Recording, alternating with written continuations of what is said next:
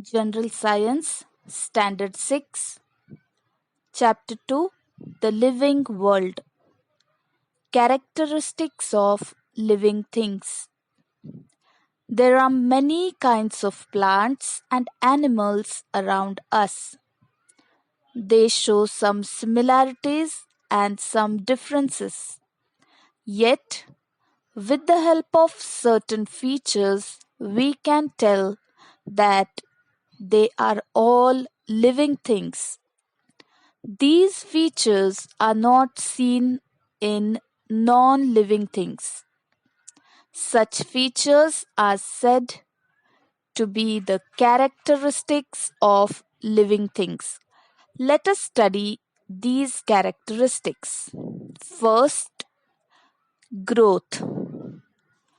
A baby grows up to become an adult person, woman or man.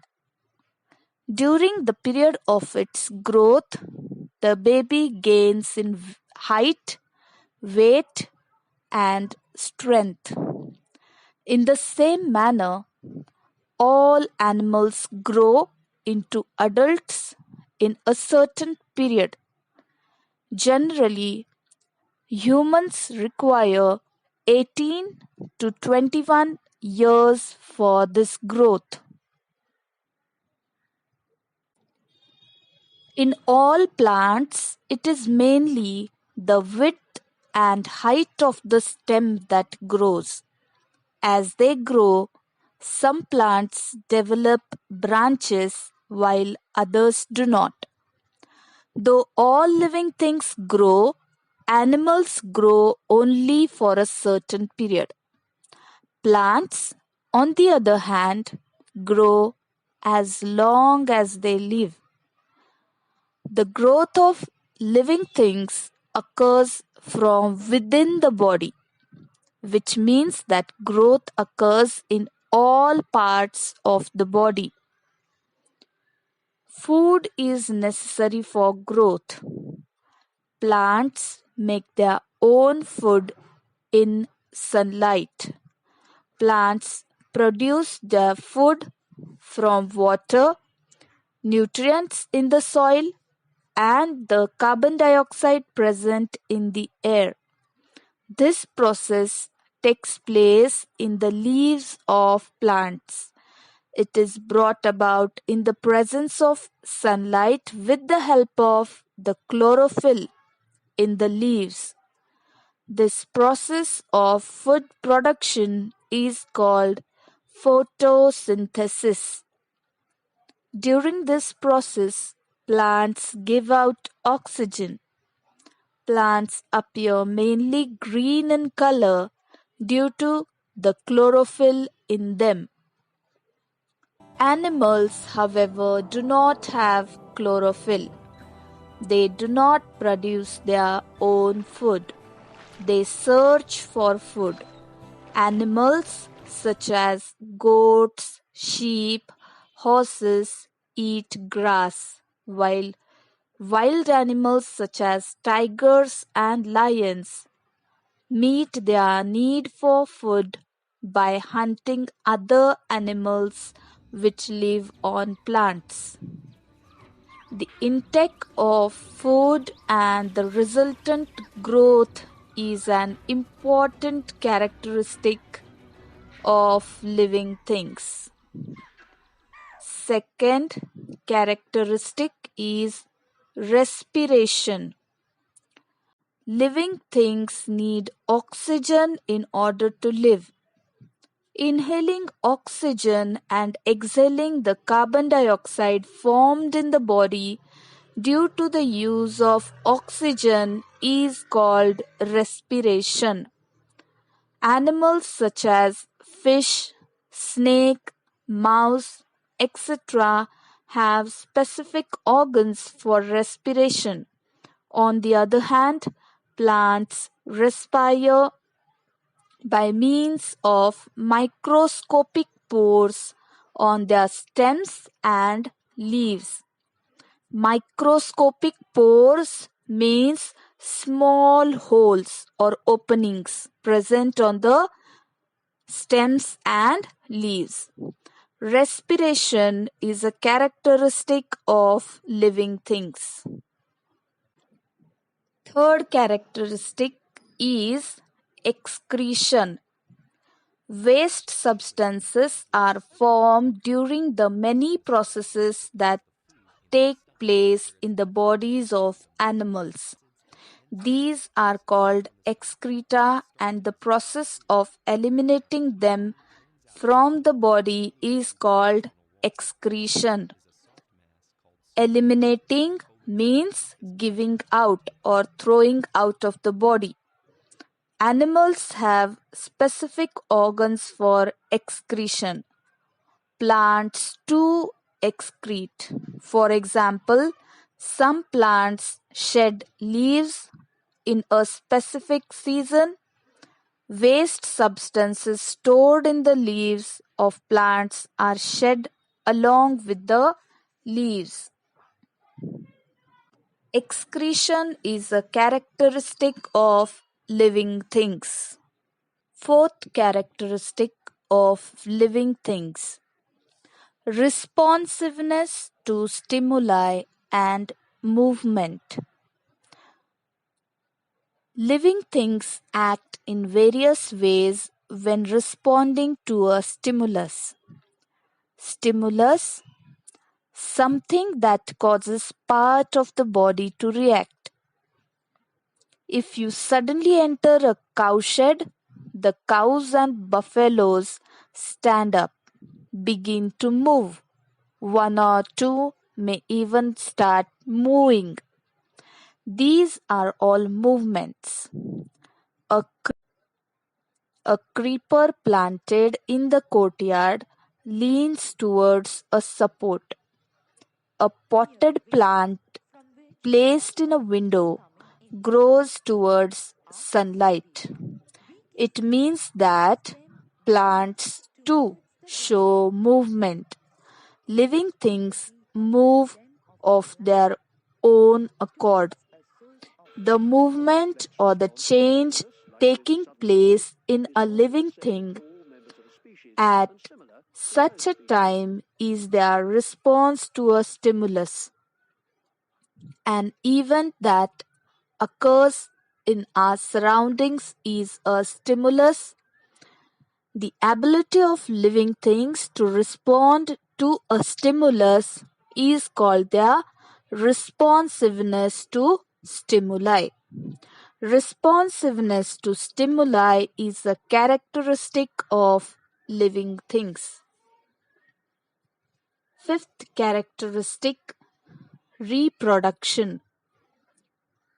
Living things produce other living things like themselves. Some animals give birth to their young ones. Some lay eggs. Their young ones hatch out of the eggs. New plants are produced from the seeds, stems, or leaves of plants. The process by which a living thing generates a new living thing like itself is called reproduction or procreation. Reproduction is a characteristic of living things. Next characteristic is a definite lifespan. At a certain stage of life, living things become capable of reproduction. Later on in life, reproduction stage, their organs become weak, and still later their life comes to an end. In other words, living things die. The lifespans of different animals and plants are different. For example, the lifespan of the dog is 12 to 18 years, while the ostrich lives for 50 years. You may have wondered what exactly the living things are, how they came into being, and so on. A cellular structure. Living things are made of small units called cells.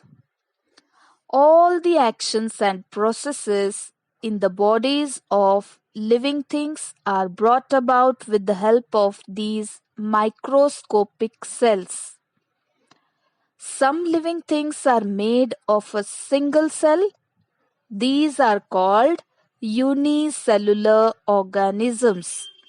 On the other hand, the living things that are made of many cells are called multicellular organisms.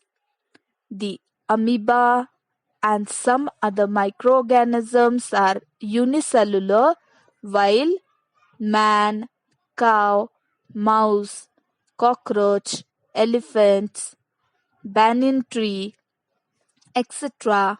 are all multicellular organisms.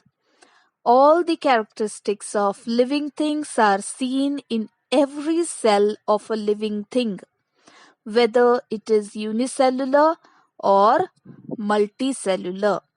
Cellular structure is the main characteristic of living things, even though the number of cells may vary.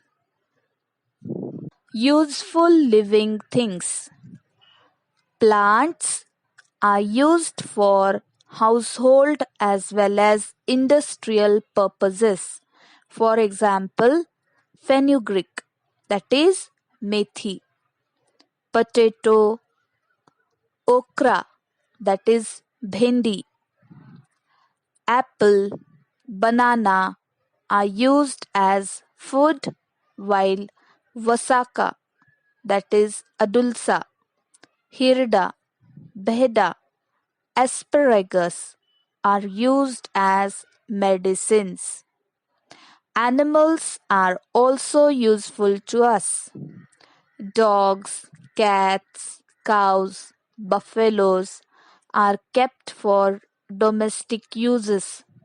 Fish, sheep are used as food, while animals like horses, oxen, camel prove useful in various occupations.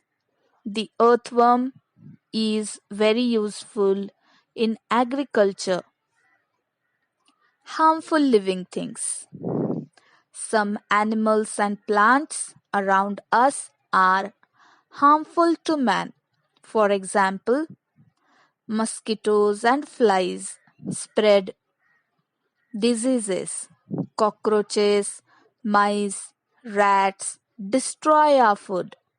Lice, ticks also spread diseases. The bites of some poisonous lizards, spiders, snakes, and scorpions can even cause death. If wild elephants enter human settlements, they cause a lot of destruction. Some plants too can be harmful, as for example, the dodder, parthenium, and other weeds. Pods of the nettle, colocasia leaves, cause itching. Plants like oleander, lantana have strong odors. The datura plant is poisonous. Uncontrolled growth of fungi and algae in water pollutes drinking water and may cause the spread of diseases. Wild animals. Wild animals that hunt other animals for food are called predators. For example, tigers, lions, wolves, leopards. Sometimes, due to deforestation, such animals enter human settlements in search of food. and may kill domestic animals or people. Children, as you're watching the video, after watching the video, please read the lessons thoroughly so you will understand and remember the things more nicely. Thank you.